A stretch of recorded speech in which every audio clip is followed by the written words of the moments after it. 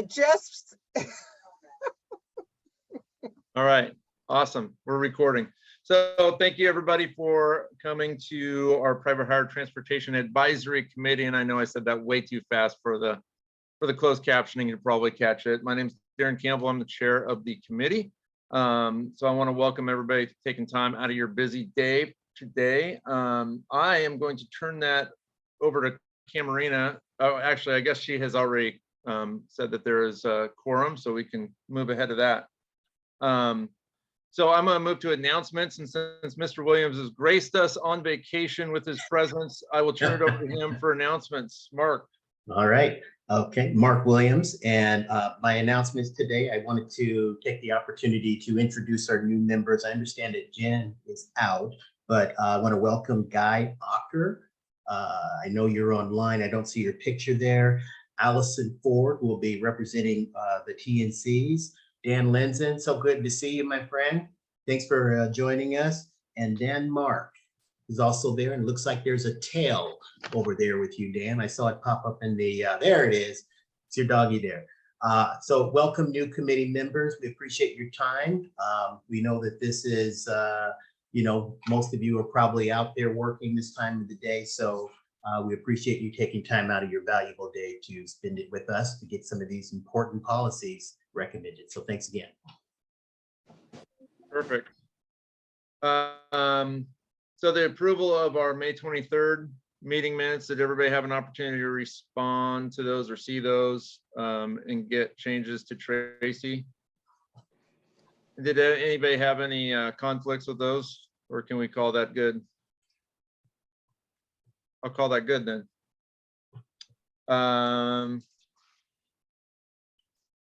Where are we at here, Tracy?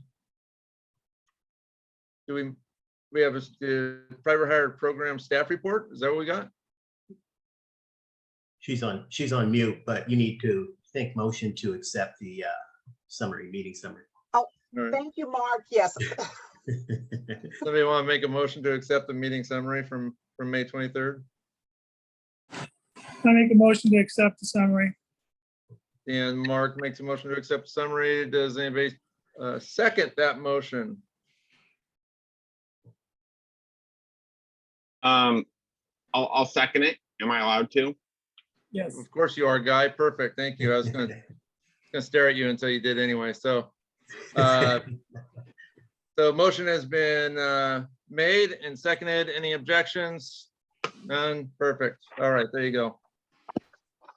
So now we're on to the private hire program staff report, and the quorum requirement is that Christy? Was she gonna? I was gonna just talk a little bit about that. Oh, go for it. I don't see the captions though. Are they on, or should I be seeing them? Mark,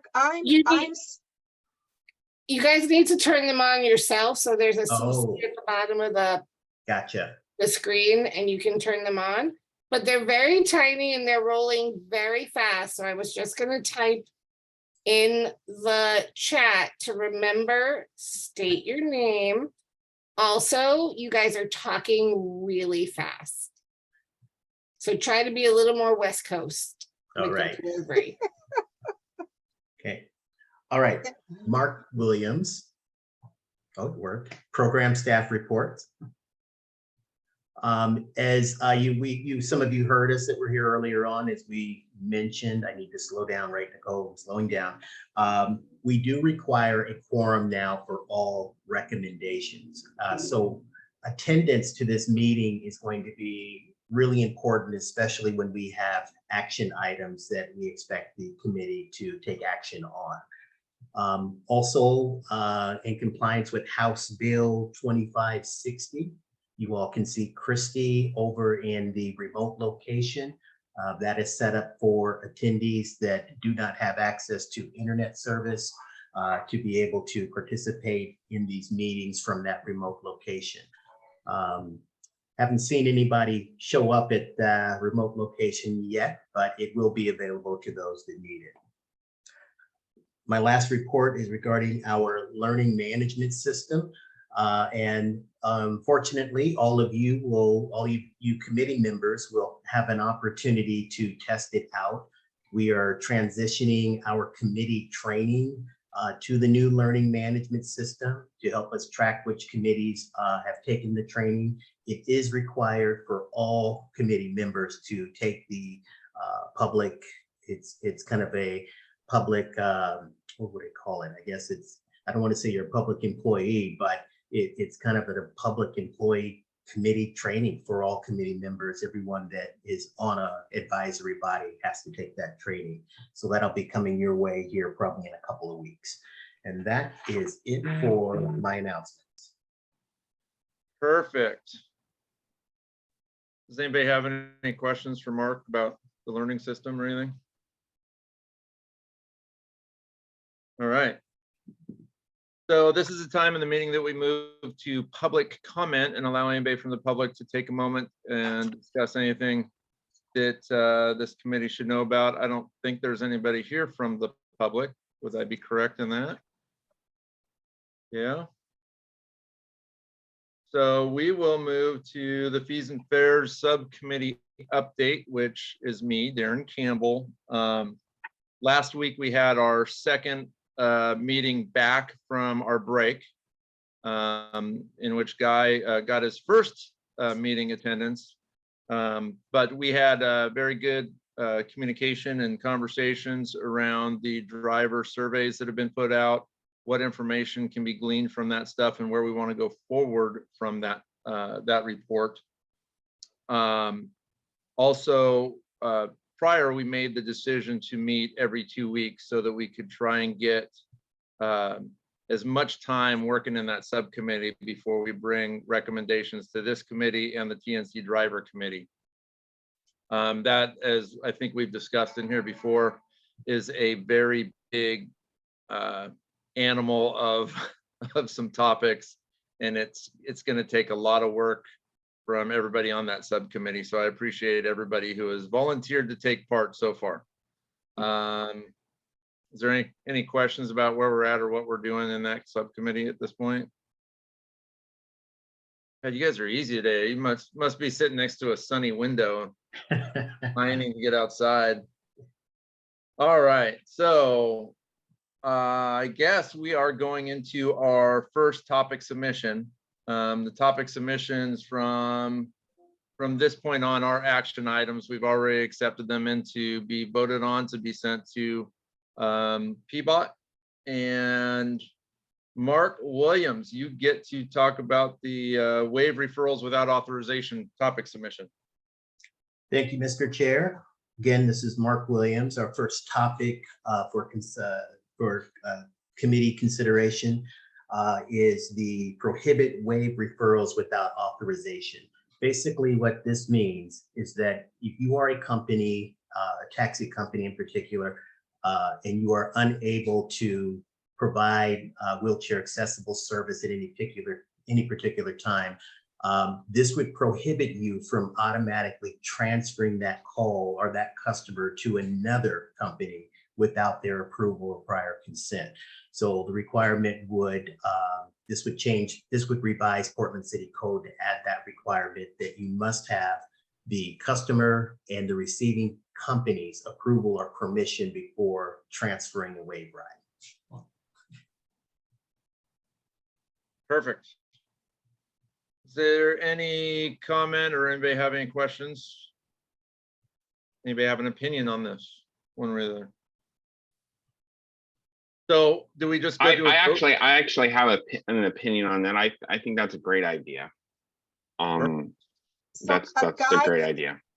Guy, just for the record, could you please state your name and then say that comment again, please? Oh, sorry. Yeah. Hi, my name is Guy Ocker, and for the record, I think that's a great idea because, I mean, let's face it. I know the wheelchair companies, taxi cab companies, whatever, with wheelchairs are very busy, and you know, they can't handle all their business. And if a wheelchair customer you know, has an issue with a company, they you know, they have a right to know. So I I'm full support of that.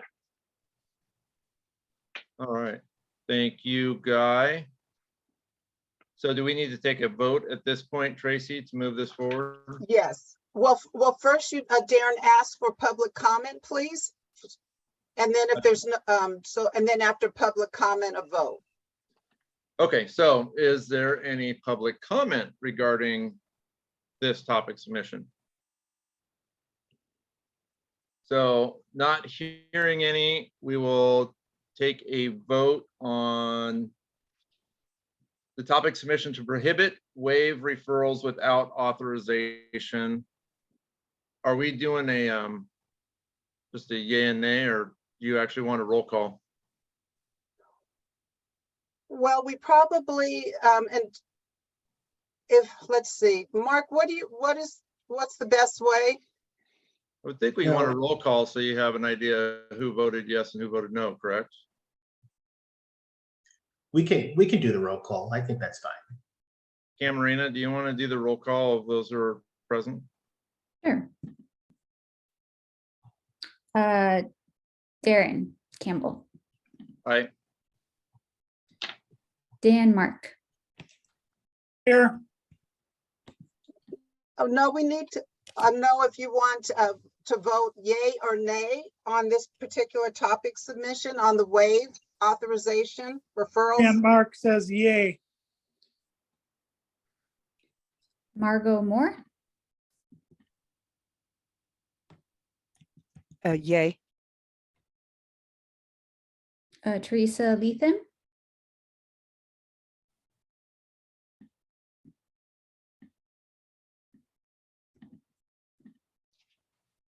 Teresa, are you there? Sorry, I couldn't unmute. It just did not want to be my friend. I apologize. I am yay as well. Thank you. Nicole Sharon, Yay. and you might have to correct me, Abu Dakar Ahmed.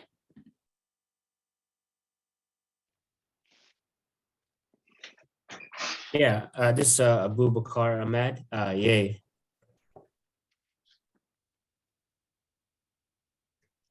Carrie McCowan, Carrie doesn't vote. oh, okay. Sorry about that. Guy Ocker, Guy Ocker here. Yeah, yay. And then And- Allison. then Dan Lenson. Yay. I believe that is everybody. Allison Ford.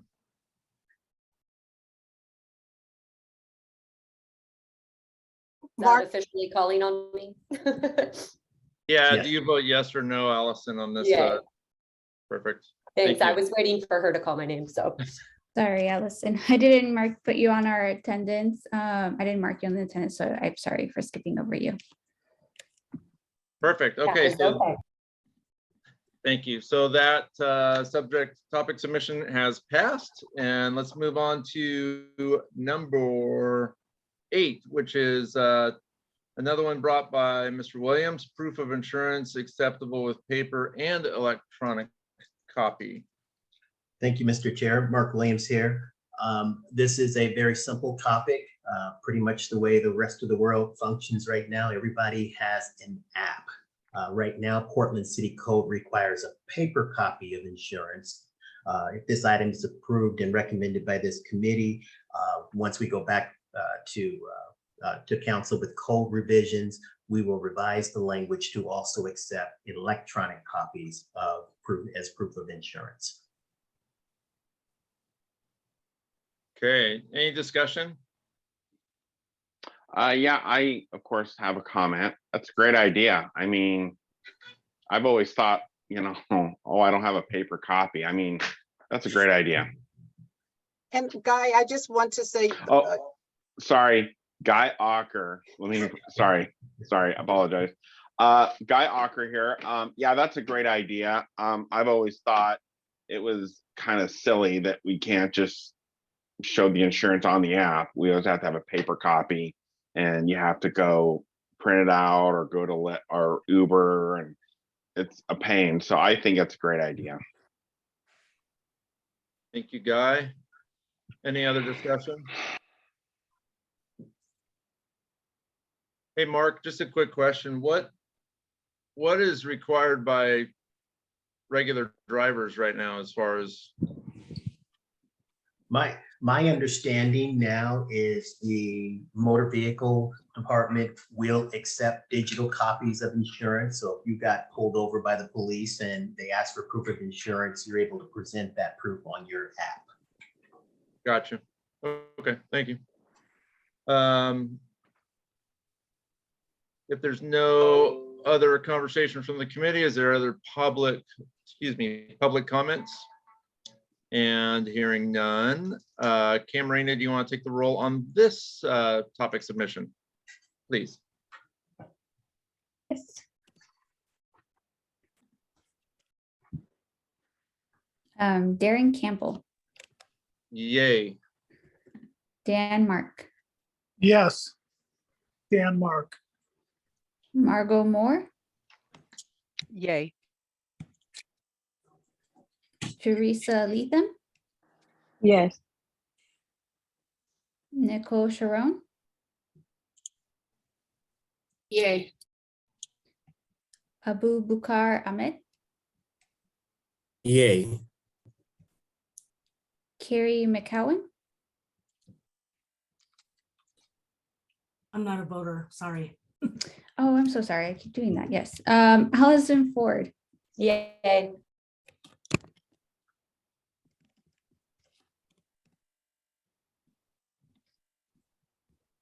Is that everybody? no, sorry, I accidentally exited out of my sheet, just a second. We have one last person, I believe it's Dan Lenson, Yay. Okay, so and Guy I Ocker. didn't. Yeah, Guy Ocker. Guy Ocker. Yay. That is everyone. okay, perfect. So I didn't hear any no's, so we will call that one passed. And next up, of course, I just lost my list, but give me 2 seconds, and I'll get back up here. The next one had to do with companies decertifying drivers in the system. Mr. Williams. Thank you, Mr. Chair. Mark Williams here again. So this requirement, if approved by this committee, would require companies to decertify drivers that are operating for them once that arrangement or business relationship between the company and the driver is over. Right now, every company has a requirement to certify drivers. And this is really just a process of saying, hey, Radio Cab and I agree that we're going to have a relationship. I'm going to be driving for Radio Cab. But once that relationship has been terminated, Radio Cab under this proposal would be required to go into the system and decertify the driver. That lets the Bureau know that that particular driver, should they be seen out operating in their personal Radio Cab, but they were decertified by Radio Cab, it lets us know that they're not operating for Radio Cab. They're operating out there probably illegally on their own. So this is really kind of a protection for companies as well. And it's not specifically implied in city code right now. So we would revise the language accordingly, requiring all companies to decertify drivers once the relationship is terminated. Okay, is there any comments from the committee? Yeah, Guy Ocker here. Good idea. Thank you, Guy. So Mark, coming from the standpoint of Radio Cab, we have a couple hundred drivers at any given time, and drivers don't always tell us when they're going to go on vacation. Or for a good example is we have quite a few Muslim drivers who will go back to their country of origin for months at a time. We don't know if they're coming back or not. There's also been a lot of travel issues with them getting back. And sometimes it's been a year or more. So unless somebody comes to us and says, I am done driving for you, how can we possibly be expected to decertify drivers based on just the lack of knowing if they're coming and going? And Well- we have drivers that drive a couple days a month. So it's not like a 9-to-5 employment relationship. Sure. Well, the expectation has always been that if a driver is certified by a company and is involved in an accident, the expectation is that that driver is covered by that company's insurance. Okay, so it is an advantage to the company, a protection for the company. If a driver is not driving for them at that particular time, that they decertify them. So at least there's an official record should, there be an investigation or an insurance company wants an official notice from us saying, yes or no, this driver was operating for Radio Cab. Fortunately, once drivers' permits expire, okay, and they don't renew them, that decertification process is automatic. That driver's permit is automatically suspended. So I understand the challenge with trying to figure out, if a driver is still driving or not. But the risk, I think, is, I think the risk alone just kind of outweigh the challenges that companies will have trying to keep track of drivers. I guess in your example, I can see where that might be beneficial to an Uber or Lyft, or somebody's driving their personal vehicle, but they're driving our Radio Cab. So if they're not authorized to drive a Radio Cab and they're in a Radio Cab, they're probably going to get arrested anyway. That's true. But which happened not all that long ago. But okay. So because you use the terminology requirement for the company to do this, so can we say it's a requirement based on the company's best knowledge? Absolutely. If a company is assuming that the driver is just taking a break because they went to go, visit a relative in a different country, that requirement to decertify that driver is not there. But if Radio Cab and the driver agree that, we're no longer going to have this relationship, then the expectation would be that Radio Cab decertify that driver. Perfect. Okay, thank you. Is there any other committee questions or comments? And is there any public comment? All right. Hearing no additional comments, Camarina, do you want to call the vote or call the roll for a vote? Yes. Darren Campbell, Yes. Dan Mark, And Mark, yes. Margot Moore, Yes. Teresa Lethem, Yes, and it's Latham, by the way. Latham, thank you. Yes, you're welcome. Nicole Sharon, Yes. Abubakar Ahmed, Abubakar Ahmed, yes. Allison Ford, Yes. Guy Ocker, Yes. and Dan Lenzen. Yes. All right. Hearing no no's, we'll say that's passed and headed to PVOT. So number 10 is the next topic submission, no longer requiring first aid kits and fire extinguishers. Mr. Williams. Yes, thank you, Mr. Chair. Mark Williams here with the Bureau of Transportation. This is pretty straightforward. Right now, there is a requirement in Portland City Code that all drivers carry a first aid kit and a fire extinguisher. In an ongoing effort to try to remove barriers from drivers and additional expenses to get started up as a private for hire driver, we thought this was one change we could make. After a brief research, we realized that not very many drivers ever utilize this equipment. Instead, they're calling, first responders in the event there's a medical emergency or a fire. We do realize that non-emergency medical transportation providers are required to carry this equipment. So this does not say you cannot carry it. It just says that you are not required by Portland City Code to carry it. each company can establish their own policies and require their drivers to continue to carry. Thank you. Is there any comments from the committee? Yeah, I have a comment. I strongly disagree with this, and this is why. Mark Williams, Mr. No, Williams. Guy, what? I'm I'm sorry. My name's Guy Ocker. Sorry. I'm sorry for I'm trying to get used to this. You're right. Okay. I'll start from the beginning. Hi, Guy Ocker here.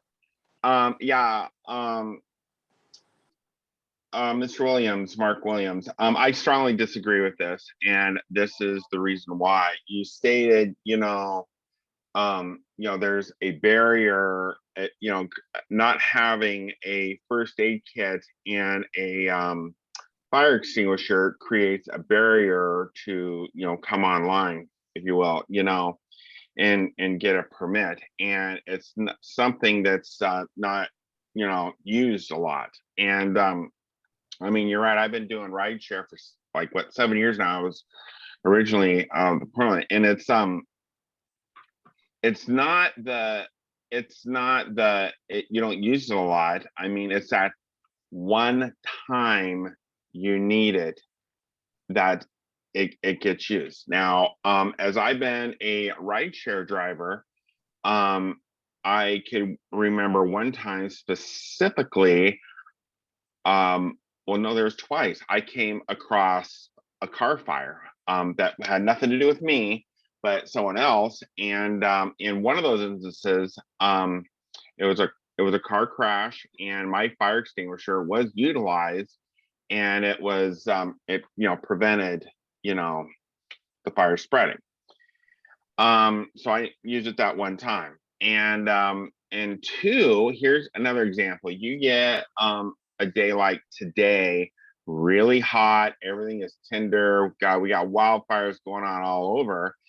And let's say I'm driving down the street and I see a small fire start next to some big blackberry bushes, and there's houses on the other side. Wow, wouldn't it be nice to have that fire extinguisher to put that out so it doesn't go to the blackberry bushes and to the houses where it starts a wildfire, So that's why I think just having a a fire extinguisher, I mean a $20 fire extinguisher, that's all you need. It's inexpensive.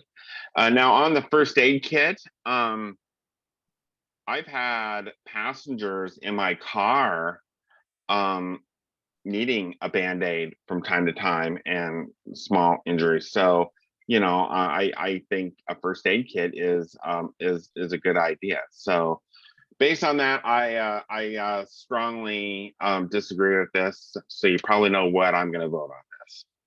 Thank you, Guy. Any other conversation, discussion, questions for Mr. Williams? Hi, this is Teresa Latham, Executive Town Car. I completely agree with Guy, 100%. I've been doing this for 16 years. And it's every once in a while when we wish we would have had it, or if our driver forgot to leave it in there, that it's not there. And it's asked for. I just think that we should have the ability to have it. Thank you, Teresa. Mm-hmm. Anyone else? Dan, Mark, Ms. Mark? have you seen the first aid kits that Uber and Lyft drivers carry? Yeah, so they would be very helpful with a paper cut, but anything above that.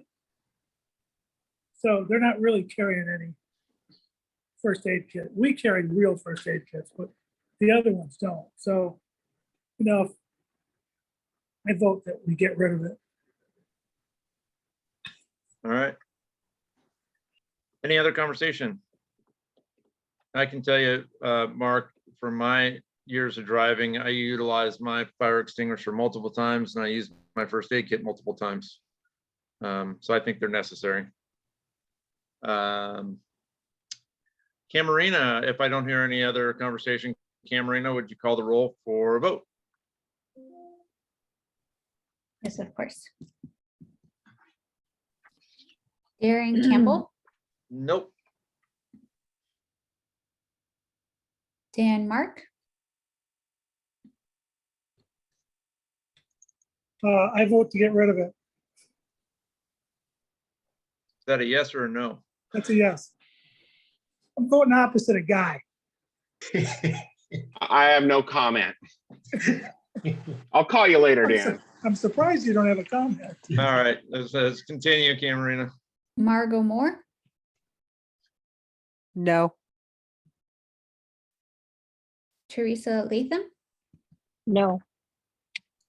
Nicole Sharon, I'm gonna abstain from this one. It's a little hot. You should have a fire extinguisher ready, Nicole. Abubakar Ahmed, Abubakar Ahmed, yes. Allison Ford, Yes. Guy Ocker, No. Dan Lenson. No. All right, Camerina, what's the vote? I lost track, sorry, as I was reading names. Was somebody else tracking? I did. It's 5-3, no. I was watching Darren. I saw a little bead of sweat there for just a short second there, Darren. Is that sweat on your forehead? Oh, I'm all good. Okay. I'm worried about the next one. You know, can I just offer a comment? So obviously that didn't pass, correct, Mr. Williams? Correct. Okay, I would like to make a comment on that. One thing Dan Guy? says, So just I'm sorry. state your name again, Oh, please, before sorry. your comment. sorry, there I go again. Guy Ocker. I would like to say, make a comment, Mr. Williams, what Dan said, and I do kind of agree with Dan. Gee, have you seen the first aid kits that Uber provides? Yeah, they consist of you know, a little Band-Aid, and that's it. It's nothing. And then the fire extinguishers they provide are a complete non-sufficient, I'll say, non-sufficient. So maybe it would be a good idea to make a regulation, make it like, you know, the first aid kit has to contain, you know, so many Band-Aids and so many gauze and that sort of thing. Okay. And I would get a recommendation from like Fire Bureau paramedic of what would be a good first aid kit to have. And then secondly, I think, you know, the fire extinguisher in the new city code should be, you know, a certain size, because one Uber provides are small. I have a big first aid, a good size first aid kit and a nice size fire extinguisher that I purchased. But do you see, I mean, there needs to be some regulation on like what size. So Guy, why don't you take a little bit, and there's a topic submission process, but I'm sure that Mr. Williams would also be willing to have a conversation with you outside of the confines of this committee. Okay. And then have a possibility of bringing something back to the committee at a later Okay. time. Okay. All right. Yeah, that's a good idea. Okay. Okay, perfect. Thank you. So then that topic submission did not pass, and we'll move on to number 11, which is the trade dress and paint scheme, which is the one that I introduced, Darren Campbell.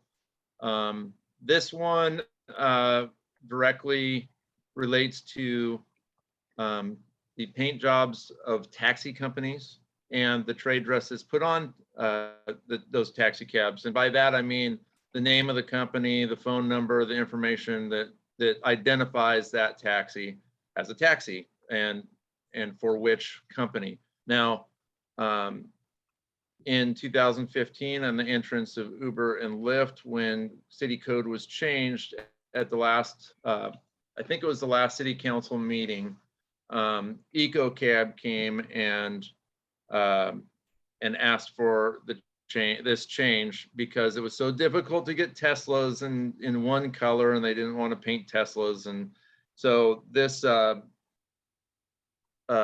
this language was deleted out of city code. I believe there's only one taxi company in the city of Portland that maintained their paint schemes, and their labeling. And if you go out to the airport, you'll see 27 different colored vehicles. You'll have, it's not a good look. But on top of that, it's very difficult to identify vehicles if you have an issue or if you're waiting for somebody or whatnot. The other issue is the magnetized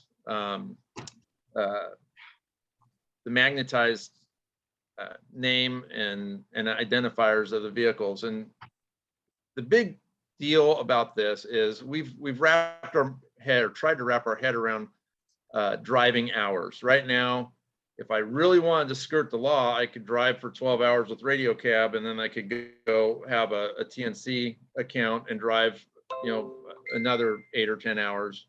And that becomes a real danger to the city. So in this language, we're asking to ban the magnetized things. Everything has to be permanently affixed. And with that, I'm absolutely willing to take any questions if anybody has any comments or questions. Well, I have a comment, but Guy Ocker here, but I want to go last. I'm always the first on so I'll let someone else go first. Okay. Is there anybody else that has any comment? Dan, Mark. Mark? So again, you can take Broadway Cab advertises. You can drive for us and drive for Uber too. And so all their signs are magnetized on the car. I think the top lights are even a magnet. And they're all different colors. And so they can literally work, and they will do that, work 20 hours a day. Also, these shuttle vans. Shuttle vans are also doing Uber on the side. And they have magnetized signs on the side of their car that has their company. That out here where I live in Lake Oswego Airport, their vans have a magnet sticker on the side. So when they pull up and pick people up out here in Lake Oswego and take them to the airport, it says Lake Oswego Airport on it. They take them off when they pick people up at the airport, when they pick them up at the curb, or they pick them up at baggage claim. I've had customers tell me that. So if you're going to have signage that's required to be on a vehicle, whether it be a shuttle or a taxi, it needs to be a permanent because we're just setting ourselves up for a disaster here. And we've had these disasters in the past. We had Green Cab had a problem with several times with drivers working in excess of 20 hours. And so this just leads down the road to that. So I'm in favor of permanent color schemes for the cars and nothing magnetized. Thank you, Mr. Mark. Anyone else have comment or questions? Mr. Williams? Hi, Mark Williams here. So am I hearing a request to revise this language to also include shuttles? Is that what I'm hearing? Dan? Yes. Because right now this topic submission only deals with taxi cabs. Guy Ocker here, just quick question. This is just for taxi cabs, so this is not for TNC, correct? Correct. I have a comment too, but I just have a question, but I want to go last on the comments because I'm always first. So Mr. Williams, what does that mean? We should move forward with this or take a vote of the committee and see if they want to vote on this or bring it back and add language to include shuttles? What's our course of action if that's? I think that the committee should go ahead and take action on this with the request to include shuttles. I will go back and review the code for the shuttle requirements. And if I feel like it's something we can't add with this revision, we'll bring it back. Okay, perfect. Thank you. So before we allow Mr. Ocker to finish up, does anybody else have any conversation or questions? Yeah, this is Boubacar Ahmed. I have a comment about this subject. I'm in support of taxi companies using their company names by magnets. They have, I think it works just fine as it would have a complete color of the vehicle. The most important thing here is the taxi drivers are not employees of the taxi cab companies. They are independent contractors, for example, and the law allows them to work for different companies or different, participate different platforms. They want to do food delivery, for example, at the same time when they decide drive for a taxi. So, if you say just, their vehicles has to be completely painted for the name of the company, and then that way they cannot work for a different platform. I think it just doesn't make a sense. I think the magnet signages and the phone numbers of the companies and the names that are being used right now are just working fine as it would be a completely painted vehicle. Thank you, Abakar. Anyone else? All right, Mr. Williams, sorry. Oh, You want to sorry. go last, guy, so Mark lifted his hand just at the last second. Hi, Mark Williams. Just to be clear, there isn't a restriction in city code that would prevent a taxi driver from doing food service delivery in their taxi car. So this doesn't prohibit that at all. In fact, I don't think there's any language anywhere that restricts any of the companies from, doing food service delivery in their vehicle, their company vehicle on the side. What this would require is something that was in place back before, as Darren mentioned, TNCs came into Portland. This wasn't because of the TNCs. This was a specific request to one of our city council members from EcoCab, because they were unable to get Teslas in all white. They were back ordered, and this was a fleet of electric vehicles. So it was really that reason that the code was revised at the last minute, was because this particular company would be forced to paint their Teslas all one color, and they did not want to do that. So again, for the record, this doesn't prevent you from doing other food delivery services. And to piggyback on that for more clarification, that's a taxi company that's no longer in existence, and a city councilor who is no longer sitting in city council. And I believe, Mark, when we looked at it, we couldn't find another jurisdiction in the country that allowed for this. Is that correct? That's correct. This is not allowed anywhere else except for here in Portland. And the big reason is, as you alluded to it earlier on, it was confusing to the customer. When you go to New York City, you know it's either a yellow cab or a green cab, but it's going to be a cab. And so these other jurisdictions have these policies in place for the safety of the customer or the consumer, especially those that are arriving to your city that haven't been here before. When they see a radio cab, or if they see a traditional Broadway cab with the color schemes, and there's 7 or 8 of them in line behind it, and they're hailing a ride, I think the customer would feel relatively safe knowing that it's a real cab. Thank you, Mark. All right, Guy, what do you got? Hi, Guy Ocker here. Well done. Okay, thanks. There's hope for me. First, I'd like to make a comment okay, so Mr. Joe Public decides, hey, during Rose Festival, I think I'm gonna go get a magnetic sign made in Signs Now and throw it on the side of the car, and I'm gonna call it Broadway Cab or Radio Cab. And then people think I'm a cab, and I'm gonna go do rides, and it'll be easy, and that's not a real cab. It was real easy to do. It's okay. Also, this Mr. Joe Blow Public, whatever you want to call him, was also deactivated from Uber and Lyft because of, let's say he or she was had some criminal background that didn't pass. Okay, so it'd be real easy for he or she to do that.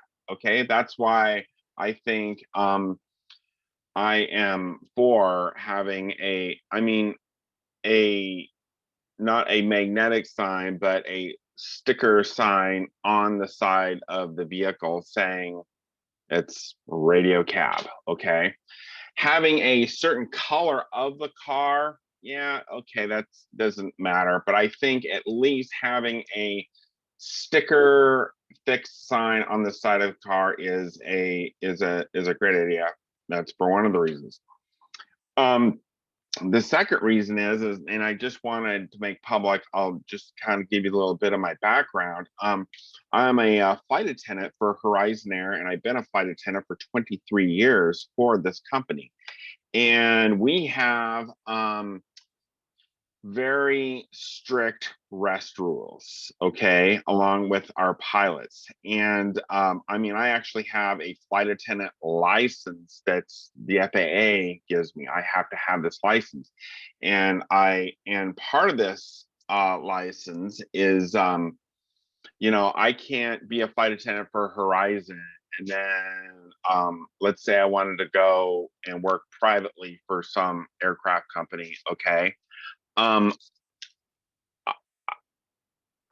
can't, I could still do both jobs, okay, but rest rules still apply for both. So if I, you know, work for Horizon for the 12 hours, and then I decided to go, okay, I'm going to go work for a private aircraft over here and be a flight attendant for them, that would be against the law for me to do that. Okay, so it's the same thing here is, yeah, someone drives cab for 12 hours and they decide, okay, and this happens all the time. I'm going to take the sticker off and I'm going to go drive for Uber now for another 12 hours. I just work 24 hours straight. That happens all the time here. So this having the sticker on the side of the car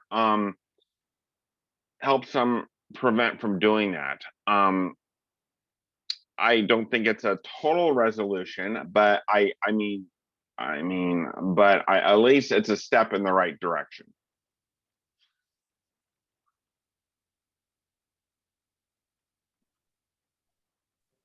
Had myself muted there. All right, thank Okay. you, Guy. So with that being said, and not hearing any other conversation or questions. Darren, yes. there is a question from Dan Linson, has his hand up. Oh, sorry, Dan? Hi, Dan Lenzen for the record. I am a big fan of trade dress, and it'll go all the way back to 214 with the private for hire advisory group back then, that I think we vetted it quite well at that point, where one, it was about the public safety and any of the public transportation. This is transportation that deals with the public. So I believe that having a trade dress allowed better safety. So from a person on the other side, I don't have a dog in the fight. I don't have a cab and I don't have a company. It's creepy when a dude pulls up with a sticker on the side of his car. You don't know if it's for real, and there's no electronic tracking going on at the time. So I know I get that feedback from folks that are getting or looking for cabs. They will shy away from a company or a car that says cab company with a magnetic, and they will say, oh, I want that one with the that looks like a cab. So without saying names and being specific, I think that shows anecdotally from actual human beings that that are in the end users, that the perception of safety is better with trade dress. Thank you, Dan. Guy Ocker here, just one quick comment. You know, Dan, yeah, I totally agree with you. But Dan, for the record, you say you think it's creepy, so you're seeing all this all the time. Just for the record, how, give me your position, how you see this. Where do you see this every day? What do you do? I'm Dan just Linson, for the for the record, I own Dixie Tavern in Old Town. I'm the chair for the entertainment district Mm. down there. And we maintain and monitor the street diet enclosure in Old Town. So we bring in cars into a single file in front of our venues. And so we see them going through constantly and always every Friday and Saturday night. There's 10,000 people that are going into that entertainment district on every Friday and then every Saturday. So that's 20,000 people that are going into that neighborhood. Not all are using cabs or otherwise, but those that are, we do see if it's a TNC, they stop, they ask their name. The ones without trade dress that have just the magnetic stickers, I honestly have never seen anybody get in one, but I see them going through all the time with the magnetic sticker. It is just, it is the random person driving a car with a magnetic sticker. And so mine is an anecdotal experience given to me by customers as well as my own visual observations that are going through. And we've been, doing this entertainment district for, literally decades. And now that we've got this new world, a lot of things have changed. And I think that we need, if we're going to have cabs, I think the perception of safety is a big deal. We do have partly the reason that we have the street closure and diet is for the pickup and drop off, quite specifically for the pickup and drop off. Otherwise, I'd close down the whole street. But it is, and we even have a 5-minute pickup drop off located in front of Dixie Tavern. But that is our controlled area. The permit is for street closure, but I choose not to because I want you all to be able to have that opportunity to be able to have access to it. Perfect. Thank you, Dan. Thank you, Guy. With that being said, Darren, yes. you Tracy. have Nicole who has her hand raised. I can't see the hand raise for some reason on my end. Nicole, please. Thank you. So I want to say that I'm trying to figure out in my brain. So what you're trying to prevent with this regulation policy is that you don't want people working way beyond the amount of hours that they should be working. And one way to approach that is, well, they can't just switch off what company they're working for if the information has to be permanent to the vehicle, correct? Correct. So it also, I guess to me, it seems like there's other things that should happen as well. Like that this policy alone doesn't actually prevent people from overworking or working multiple shifts.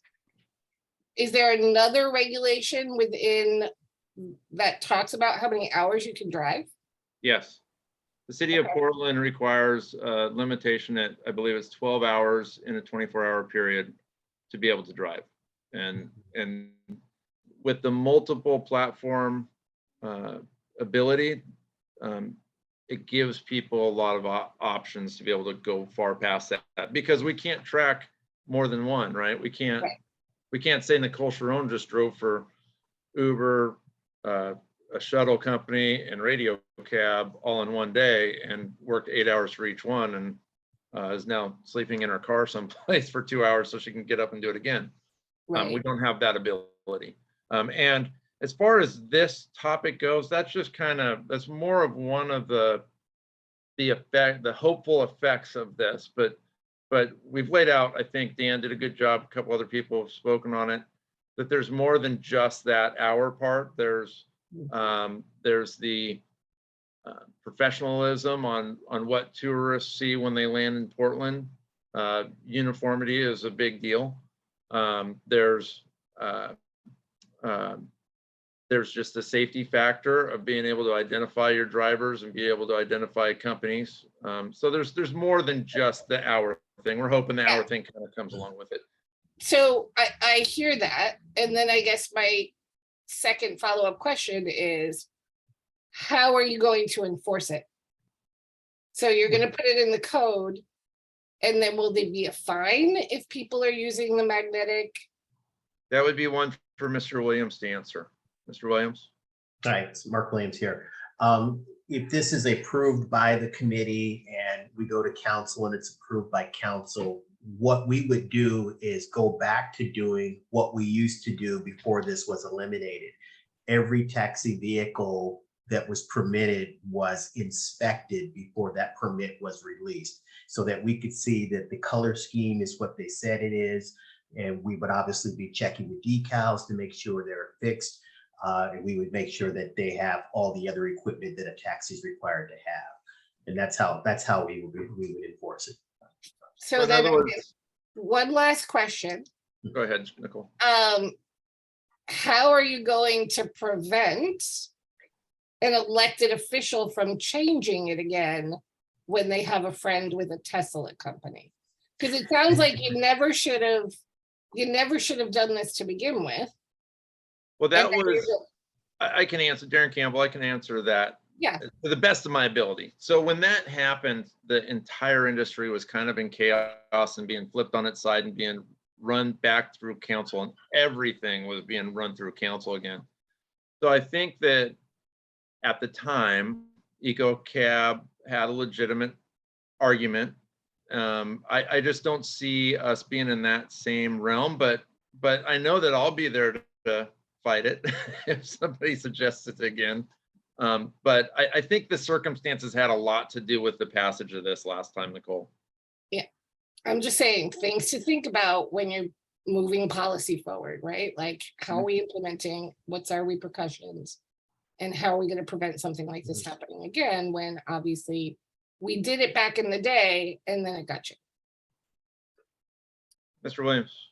Just one more thing I wanted to add, a bit of information for the committee. One of the things that was also required was that no two taxi companies could have the exact same scheme. So if, one taxi company they have all yellow vehicles, we would not permit, allow permits for another taxi company to have all yellow vehicles to prevent, more customer confusion. They'll know exactly what car and what company they were riding with. So I just wanted to throw that out there as well. Thank you, Mr. Williams. Okay, any other conversation, comments, questions? All right, Camarina, would you read the roll, please? Darren Campbell, Yes. Dan Mark, Yes. Margot Moore, Yes. Teresa Latham, Yes. Nicole Sharon, Yes. Abubakar Ahmed, Yes. Allison Ford, Yes. Guy Ocker, Hi, Guy Ocker here. Before I vote on this, I just want to make sure I'm clear. If I vote yes, I'm saying it's okay for just the stickers. No. If you're saying yes, that means that taxi cabs will be required to have a certain paint scheme and a fixed language on the side of their vehicles. Okay. So yeah, Guy Ocker, I vote yes. Dan Lenson, Yes. I believe that's everyone. Perfect. Okay. So with that one passes and will be sent to PVOT. And our next one is not a action item. It is a topic submission for consideration. Just so everybody knows, if you would like to put in a topic submission, and that's anybody on the committee or anybody in the public can put in a topic submission, and we'll go through this process where we'll first consider it as an actionable item, which is what we're going to do right now. And that one is, oddly enough, driving for multiple companies or platforms. Mr. Mark is in individual who has brought this. So Dan Mark, please go ahead.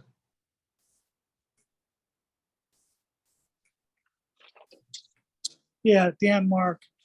Yeah, I brought this up because, you know, if you drive for a company, you should be able to drive for one company.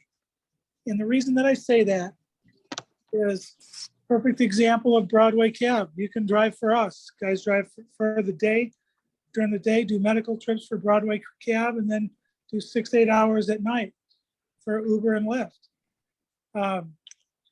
It's just dangerous.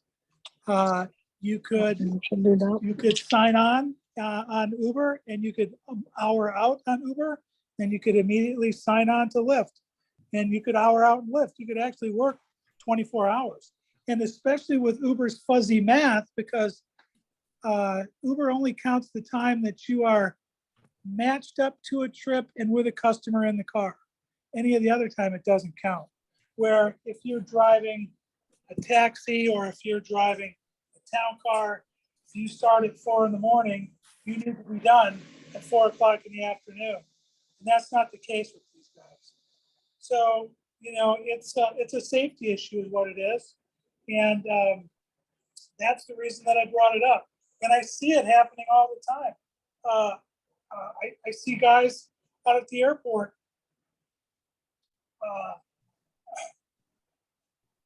that seem to be living there. And that's a problem. Okay. Thank you, Mr. Mark. Is there any questions for Dan or discussion? Okay, do we need to have an actual vote, or can we just have this be a actionable item for the next committee?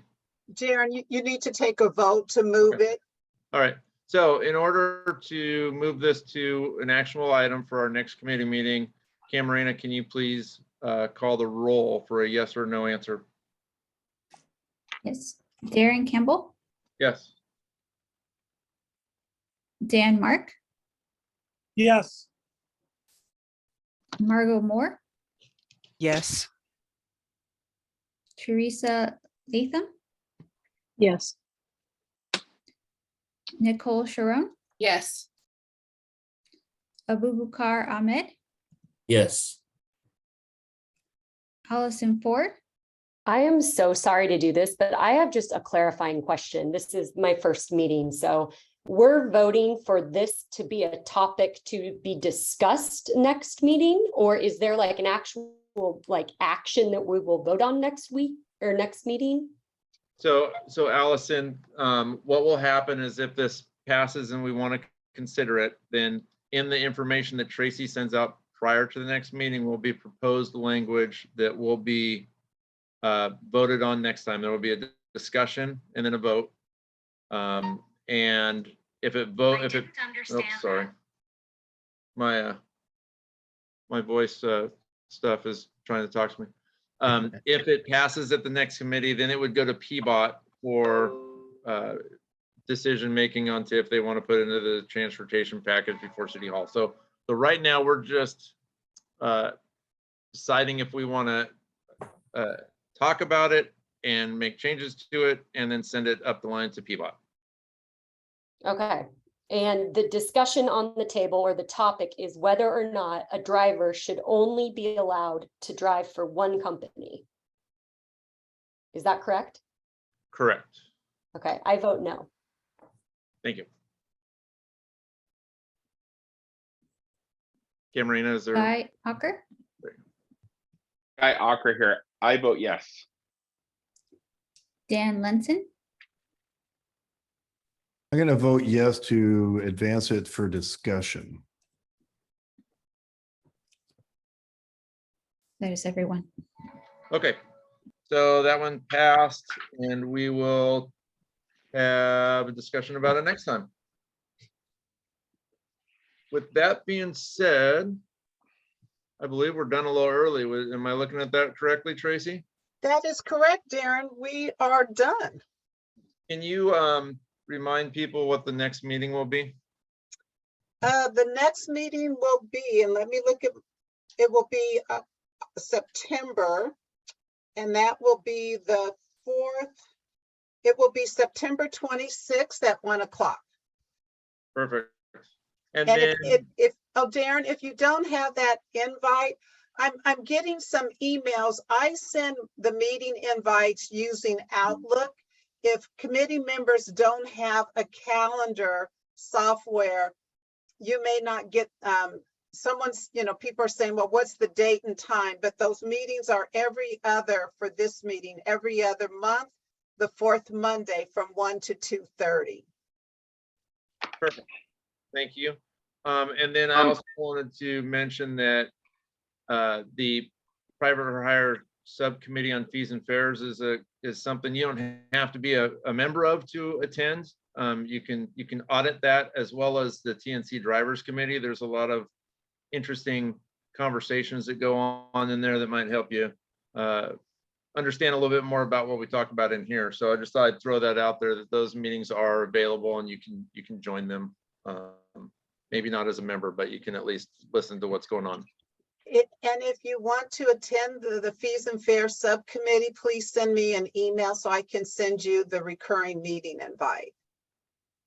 And Perfect. was someone else going to ask a question? I thought I heard someone. Yes, Guy yes, Ocker Guy. here. I just had a quick question. So we're voting on something and we're voting yay or nay or yes or no or whatever. Am I allowed to just say I don't want to vote? Yes, you can You may abstain. abstain your vote. What's it called? Abstain. Abstain. Okay. You'll probably, okay, abstain. Okay. Okay, thank you. All right, everyone. Thank you. Stay cool. Thank Drink you. water, everyone. All right, bye-bye. Thank you. Bye. See you later. Mark, can you stay on real quick? Yep. So let me, and Christy, if you could stay on. I see Portland. So Mark, You want to I've been- stop the recording?